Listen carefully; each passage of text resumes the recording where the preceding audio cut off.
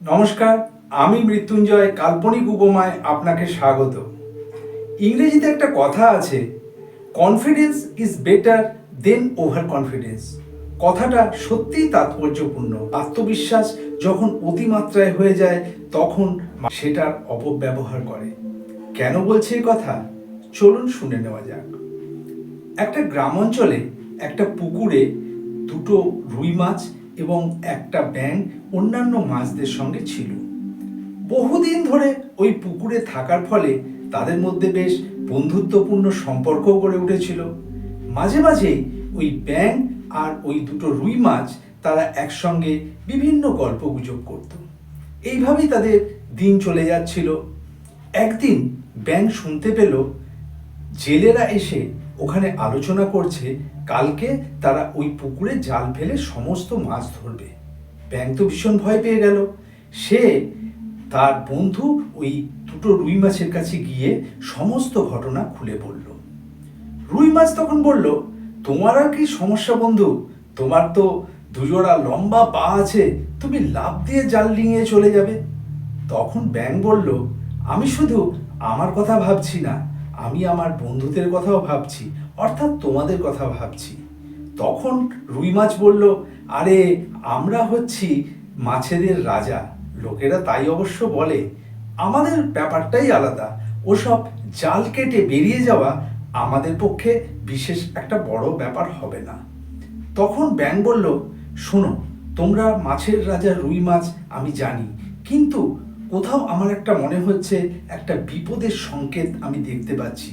তার চেয়ে চলো আমরা একটা কাজ করি, পাশের ওই যে নালাটা আছে ওই নালাটা দিয়ে রাত্রিবেলা আমরা অন্য পুকুরে চলে যাই।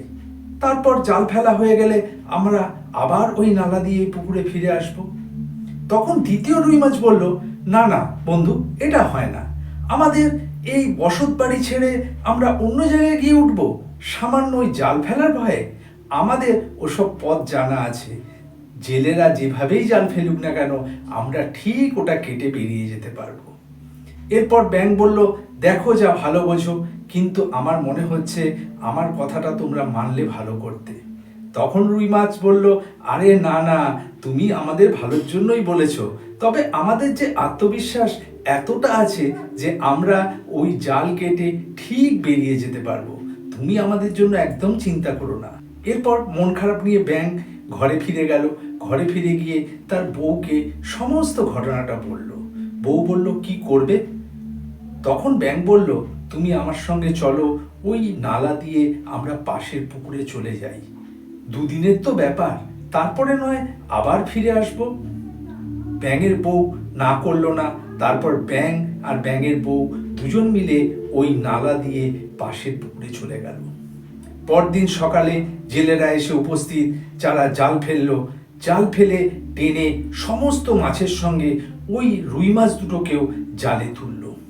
এরপর তারা মহা আনন্দে রুই মাছ দুটোকে হাতে ঝুলিয়ে নিয়ে রাস্তা দিয়ে পুকুরের পাড় দিয়ে গ্রামের পথে এগোতে লাগলো। তখন ব্যাঙের বউ অন্য পুকুর পাড়ে বসেছিল। সে দেখে অবাক হলো। সে সঙ্গে সঙ্গে ব্যাঙের কাছে গেল, গিয়ে বলল, দেখো তোমার বন্ধুরা তোমার কথা শোনেনি, তাই আজ ওদের এই অবস্থা। তখন ব্যাঙ বলল, করার কি আছে, করার কিচ্ছু নেই। ওদের আত্মবিশ্বাস এতটা বেশি ছিল যে কারণে ওরা আজকে এই বিপদের মুখে পড়ল।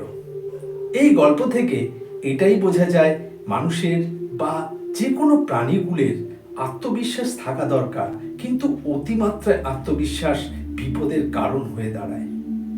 যদি আমার এই প্রতিবেদন আপনার ভালো লেগে থাকে তাহলে চ্যানেলটাকে সাবস্ক্রাইব করে এবং পরিচিতদের মধ্যে লিঙ্কটা শেয়ার করে আমার পাশে থাকবেন।